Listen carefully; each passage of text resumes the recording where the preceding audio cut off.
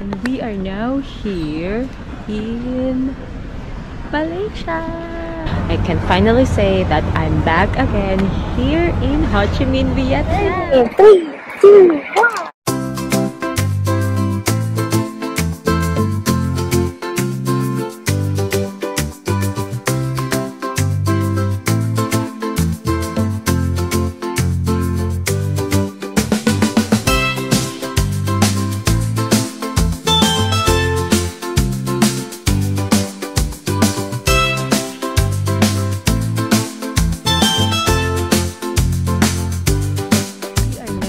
Here in Malaysia.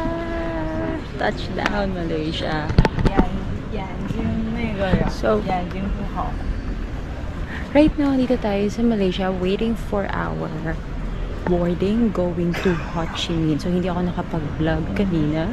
This is sobrang hectic ng schedule. In a way, na pagdating ko sa airport sa NAIA Terminal 1, ang dami na agad pila doon sa Malaysia Airlines. Tapos, ang dami ding tao sa immigration. Tapos, yung gate ko going sa Kuala Lumpur was gate 1 and it was like an enclosed room na sobrang daming tao. Siyempre nakakaya naman mag-vlog. So, I decided na dito na lang mag-vlog. And now, we're now here in Kuala Lumpur. And yeah, I have 4 hours layover. And we're going to Ho Chi Minh. Then after that, my new destination. So watch out for it. Ciao! And this is what Kuala Lumpur International Airport looks like. So ngayon, tayo ay mag-transfer gate because we're going to have a connecting flight going to Ho Chi Minh. And nakakamiss dito. Grabe.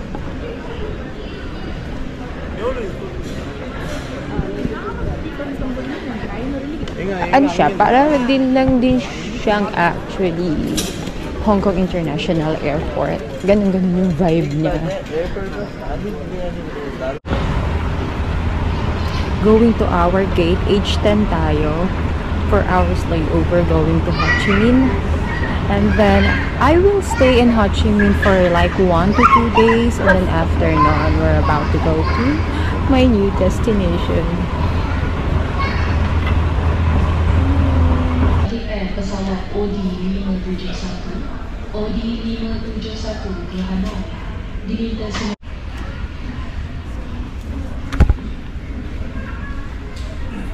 We're just waiting for our boarding time going to Ho Chi Minh, and we're here in Kuala Lumpur International Airport like what I have said earlier.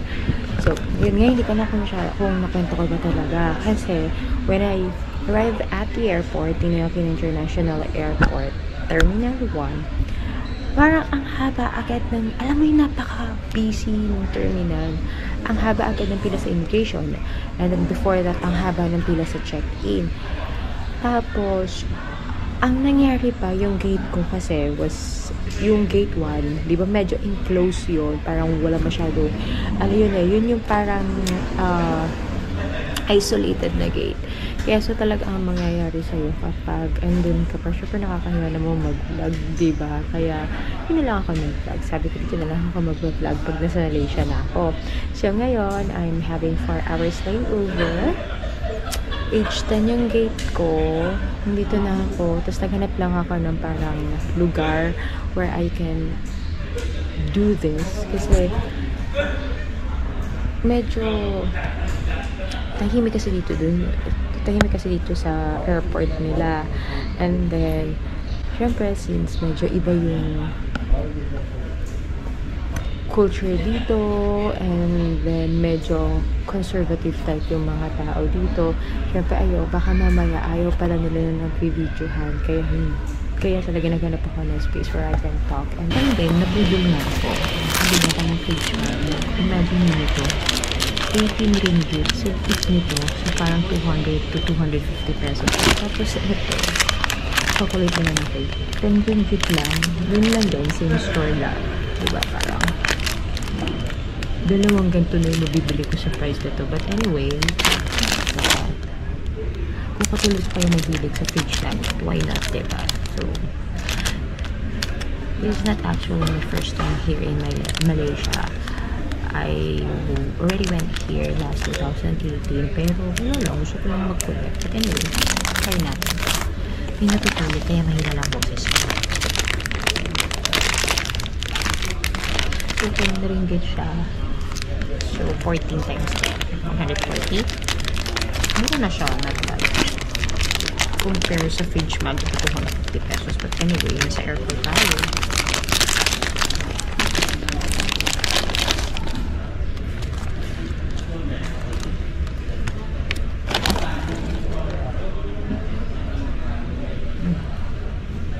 Mukha naman okay siya.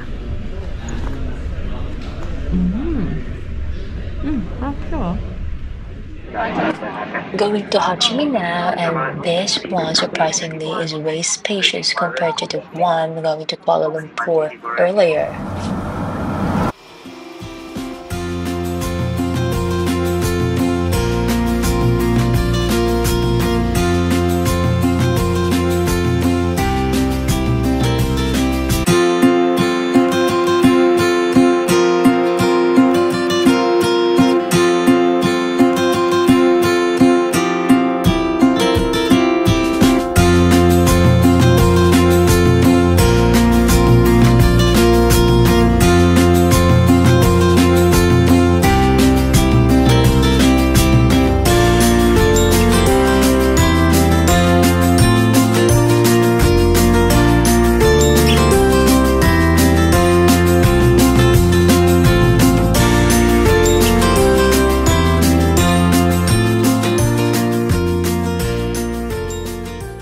After 1 hour and 20 minutes sa immigration, I can finally say that I'm back again here in Ho Chi Minh, Vietnam. Grabe. Diba, parang kanina sabi ko, sa Pilipinas, napakahaba ng pila sa immigration. Grabe, mas lalo dito ngayon. Hindi ko talaga ina-expect na ganito kahaba ang pila sa immigration talaga. It took us 1 hour and 20 minutes. But yeah, I'm back in Vietnam. Ito ang kanilang airport.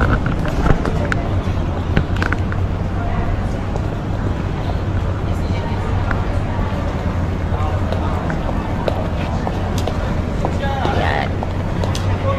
So, ayun yung immigration sa taas. Tapos pagbaba, ito na yung mga carousel. So, doon yung immigration. Tapos bababa, ayan yung mga carousel. Tapos paglabas, ayun na yung waiting area. So, yun ang nangyari, guys. Ang nangyari, nasira ang aking cover. So, hindi ko alam kung ano gagawin ko. Baka bumili ako ng bago. But let's see, kasi ayoko nang wala siyang cover. Hindi ako panata. Ang gara lang kasi nasira siya. Kasi the last time, nasira siya. Nung pumunta ako ng Hanoi. Tapos ngayon, tuluyan din siya nasira. The fact na, nalagyan ko siya na ganito. But anyway, that's life. So now, tingnan natin kung susunduin ako ng friend ko. If not, bibili ako ng SIM card.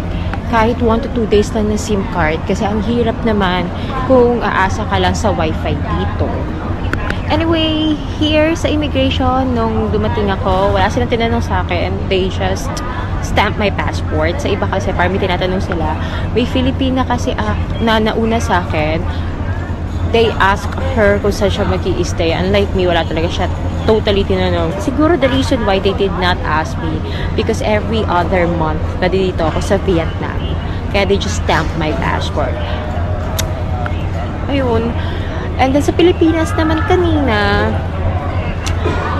dalawa lang yung tinanong nila sa akin. Yung usual, yung leisure, tapos kung kailan ako babalik. Then after nila matatakan yung passport ko, kinonfirm lang siguro ng babae ko saan ako nag-work. Kasi tinatakan na niya yung passport ko after niya tanongin ko saan ako nag-work. And ayun, smooth.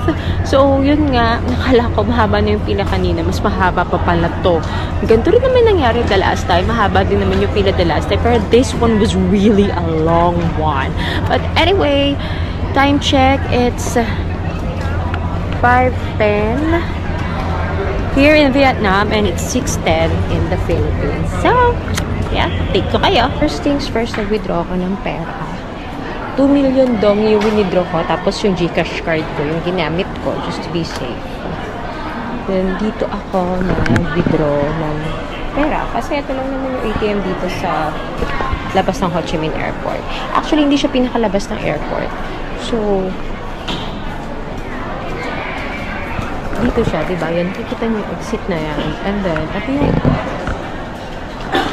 official na exit ng airport. Here. Ito yung talagang pinaka-labas ng airport. So, ngayon, bago kayo lumabas dyan. So, ito isa, tapos yung dalawa, tapos ito, kahilaran nyo yung mga nagtitinda ng SIM card and then tourist information. So, yan. Mamili na lang kayo. Then, after that, pagtapos na kayo, yan. Pwede na kayo lumabas. Get a SIM card for 1 to 2 days. Very good. Oh, I see. Don't you have any lower one? That time only. You have a phone number, don't worry. But anyway, I went to Hanoi 1 month ago, 1.5 months ago. Can I still use the same SIM card? Or not anymore? Because you stay here a few days, some minimum, I think, you know. No. You keep your own. Alright, so hindi na rin pala pwedeng gamitin yung SIM card ko sa Hanoi 1.5 months ago.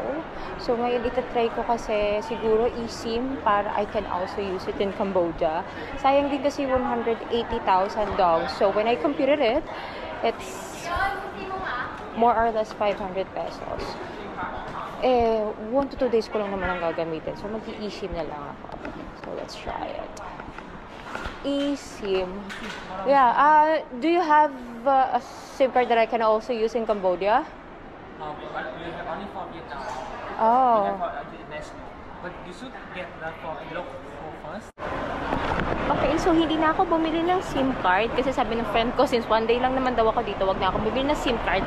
Kasi 1 or 2 days lang naman daw ako dito, wag na ako bumili ng SIM card. Isama ko na lang daw siya kahit saan ako pumunta. So ngayon, ang ginawa namin is sinabihan niya ako, instead na sunduin niya ako dito, sumakay na lang ako ng dati ko sila kinabus, which is 109, and then magpababa ako sa bus stop kasi isa lang naman daw yung bus station sa District 1. Madaming bus stop pero bus station, it's only 1. And fortunately,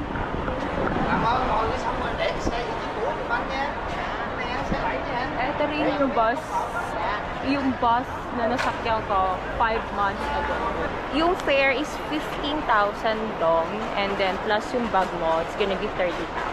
At dito na ako sa ating hotel, and I'm reunited with Sinundo niya ako sa bus station, and then from there, nilakad namin, at may dala akong malaking maleta. Mind you, ha? Hindi niya sinabi sa akin na ganun pala kalayo ang lalakad. And this is our hostel. Ito yung facade. Ito yung parang bar, and then first floor, then second floor yung room. And ito yun. This is what it looks like. Say hi to the camera!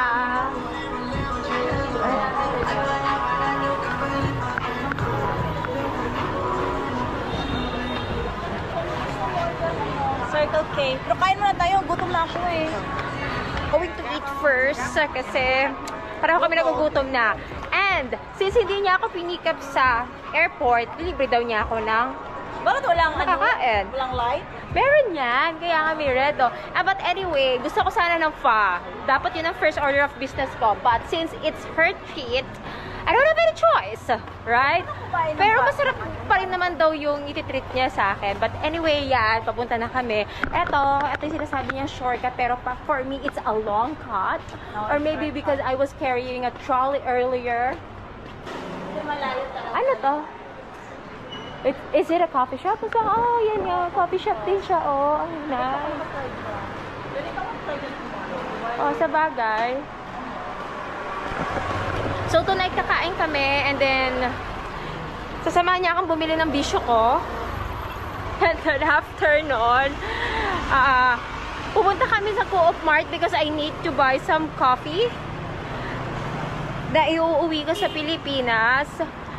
And let's see what happens. Siguro bibili na rin ako ng ticket ko doon papunta sa aking new destination. Which is, i-reveal ko rin syempre. Sooner or later, i-reveal ko yon. Ang daming mga coffee shop dito. Talaga, no? Ano yung bus set mo? Hanoi or Ho Chi Minh? Kasi dalawang na city na napunta ko. I love Vietnam. That's what I can say. Which is, The whole country. okay naman ito? Kasi naman, no? It's so hard to for me. Yung dalawa lang. Siguro when it comes, oh my God, it's so hard. Iba rin ang doon, vibes, Hanoi. Yeah. Kasi two different vibe. Ito bukas. Anong oras? Kasi, kung pwede ka Hanoi egg coffee bukas sa breakfast. I've experienced that already, Hanoi egg coffee. Ay, nakapunta diba? ka sa Hanoi egg coffee? Is it Little Hanoi? Oh, it's a different Little one. Hanoi pala. Little Hanoi egg Oh coffee. yeah, I've experienced it already. Dito? Kasama ko si Hanoi? Trish. Ay, okay. So, hindi mo bet. Why? I like it. Pero of course, kain muna tayo ng pho or nung sinasabi mo. Bantan. I like bantan. But I like fried rice more. Fried rice is light.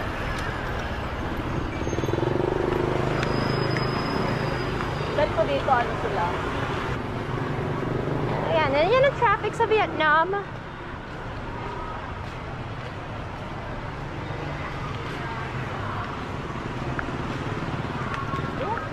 Ito na, and we just arrived. And the name of the shop is Ban Kage.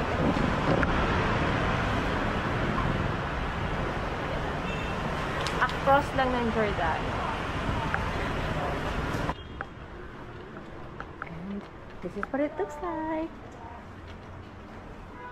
And this is the shop. And this is the menu. Feel free to pause it.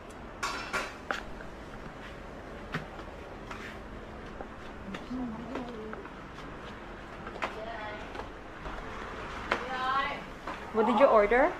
Yeah, what do you want? I want the spicy one. Meron silang sauce. Which one is the best seller? Hello, which one is your best seller? Best seller. Bánh canh noodle and fried rice. Yeah, fried rice. I ordered fried rice. Okay, fried rice. Can you make it spicy? No, spicy. You like that? They have You like sauce, that? Sauce spicy. Okay, yeah, We have the seafood sauce, so that's it. Okay, that's good. And also we have this one. Alright. So this is the menu. Feel free to pause it. Yeah. So you order the fried rice, right? Yeah. What did you order? What? I think I will just order separately. Try mo. Tôm nhẹ hả? It looks good. Cơm Tôm bánh canh. nhẹ. Rồi. Không ăn gì biết Sarap nói yung người ta. nila. How about that? Yogurt. What is this? Parang ang sarap nito. This is sugar. And also this one. Có. Grabe yung tinila. 3K. How much is this? In pesos. 5 pesos, I think. 6 pesos yung kanilang tea. So anyway, so this is the inside. It's small, but it's cozy. Ooh, and the order just arrived. This is Ban Can G. Ban Can G. And this one is... Oh my god! What's that? From Shinji. Cam Chin Cơm chiên nhẹ. Cam Chin Yeah. Yeah. Okay, and this one is Ban Can Yeah. Okay. Ah. Let's eat. Lagyan mo din ng maanghang. Ang sarap. Sarap nga. Ito parang sa Thailand. Sarap. Với lại con nó một cửa đó ở nhà Dũng order May friend ang sabi ko. ở vậy xài trên 5 hoặc là Taste it. I like it. In fairness, thank you. Sarap pa yan dito sa Como. In fairness, I didn't expect that this would be so good. Yung noodles niya, ang perfect. Parang glutinous rice ba? Sarap yung gamit. Tapos ang dami niyang sahog. May tofu siya, may shrimp, and then may Blood. what do you call Pork it? blood. Yeah. Pork blood, and then pork, Quail egg. quail egg. It has a lot. Crab. I like the taste. And even the fried rice. I like it. So the name of this place is Bankage or Bankaji, if you're going to spell it. Awesome. It's so good. Within 10 minutes, malapit ko na siya maubos. Hindi ko siya maubos dahil sobrang dami niya for 60,000 dog. 60,000 is like 140, right? Yeah, kasi yung kanina pamasahe ko sa bus is 30. If you're going to convert it, it's 70 pesos, so 60. So it's more or less 140 pesos. And it has a lot of ingredients. Sobrang busog ako, grabe. Tapos, may free pa sila ang jasmine. These are the bounce tickets. So feel free to pass it. So this is the one that I bought, 845 sleeper bus, 500,000. So I paid him dong kasi mas mura siya pag kinonvert mo. Kasi kapag $20, parang 520,000 dong. how many tickets? Just one. One. Yan eh. So dito tayo ngayon sa Coop Mart. Mamimili tayo ng kape.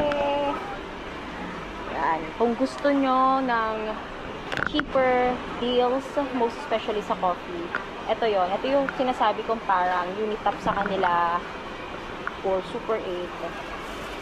Yan. Yun yung mga price. So ngayon, mamimili ako ng kape.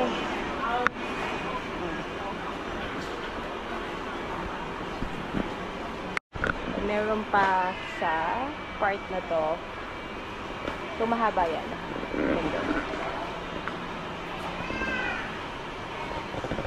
Sobrang laki nito. So, we'll visit Vietnam, most especially Ho Chi Minh. Dito kayo magpunta sa Coop Mart. What we bought. Nag-stock na naman ako ng coffee. So, ito talaga isa sa mga go ko dito sa Vietnam ang mag-stock ng coffee. And I bought a bigger this. And of course, their creamer. Habang nag-charge ako ng battery ng GoPro, nakakita ako na Lance Coffee malapit sa Hostel na tinutuloy ang coffee. And ngayon, this is my chance to try it. Yeah, malapit daw siya sa Hostel na tinutuloy ang coffee. Lang yung Hostel. Ito yung Highlands Coffee. Now, since bukas na siya, I am going to grab the opportunity to try it.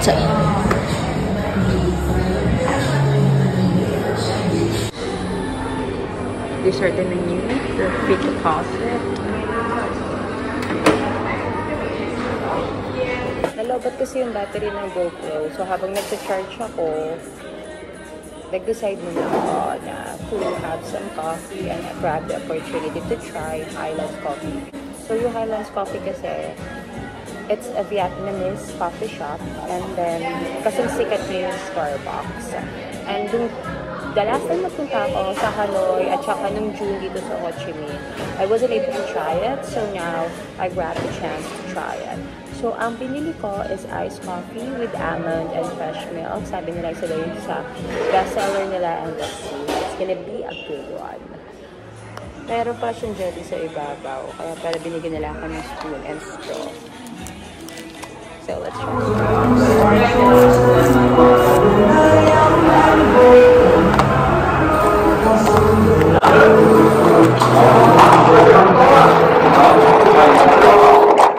offer dito sa Peruvian tourist activity since it's camping tour in Vietnam and I love it when you go there. Hanapin dito. But this is 55,000.